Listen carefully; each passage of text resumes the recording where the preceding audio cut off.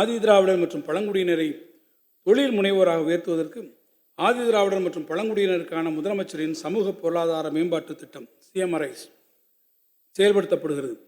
இத்திட்டத்தின் கீழ் 2024-25 நிதியாண்டில் 122 கோடி ரூபாய் மதிப்பிலான திட்டங்களுக்கு 50 கோடி ரூபாய் மானியமாக வழங்கப்பட்டு இதுவரை 2308 பயனாளிகள் பயனடைந்துள்ளனர். வரும் ஆண்டிற்கென 75 கோடி ரூபாய் நிதி ஒதுக்கீடு செய்யப்பட்டுள்ளது. ஆதி திராவிடர் குடியிருப்புகளில் அடிப்படை வசதிகளை ஏற்படுத்தி தர அயோத்திதாச பண்டிதர் குடியிருப்புகள் மேம்பாட்டு திட்டம் செயல்படுத்தப்படுகிறது. இத்திட்டத்தின் மூலம் சாலைகள், தெருவிளக்குகள் மற்றும் குடிநீர் வசதிகள் உள்ளிட்ட அடிப்படை உட்கட்டமைப்பு வசதிகள் மட்டுமல்லாமல் 120 கிராம அறிவுசார் மையங்கள் 117 கோடி ரூபாய் மதிப்பீட்டில் கட்டப்பட்டு வருகின்றன.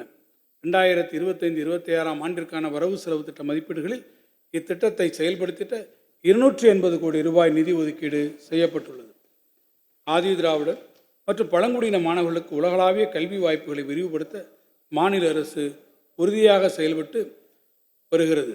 கலை, அறிவியல், வணிகம், சட்டம், பொறியியல், மருத்துவம் போன்ற துறைகளில் முதுநிலை அல்லது ஆராய்ச்சி படிப்புகளை தொடரும் மாணவர்களின் நிதிச்சுமையை குறைத்து திறமையான மாணவர்கள் உலகப்புகழ் பெற்ற கல்வி நிறுவனங்களில் கல்வி கற்கும் வாய்ப்பை வழங்க அண்ணல் அம்பேத்கர் அயலக உயர்கல்வி திட்டத்தின் கீழ் 2025-26 நிதியாண்டில் 65 கோடி ரூபாய் நிதி ஒதுக்கப்படும். இவ்வரசு ஆதி திராவிடர் மற்றும் பழங்குடியின சமூகத்தை சார்ந்த பெண் விவசாய தொழிலாளர்களை நில உரிமையாளர்களாக உயர்த்த நன்னிலம் மகளிர் நில உரிமை திட்டத்தை அறிமுகப்படுத்தியுள்ளது. இத்திட்டத்தின் மூலம் பெண்களின் பொருளாதார பாதுகாப்பையும் சமூக நிலையில் அவர்களின் உயர்வை உறுதி செய்து அவர்களின் வாழ்வாதாரத்தை வலுப்படுத்தும் நோக்கில் 2025-26 ஆண்டில் இந்த திட்டத்திற்காக 20 கோடி ரூபாய் நிதி ஒதுக்கீடு செய்யப்பட்டுள்ளது. தமிழ்நாட்டில் 37 வகை தொல்குடியினர் தனிச்சிறப்பு மிக்க அடையாளத்துடன் கிழக்கு மற்றும் மேற்கு தொடர்ச்சி மலைகளிலும் சமவெளி பகுதிகளிலும் வாழ்கின்றனர்.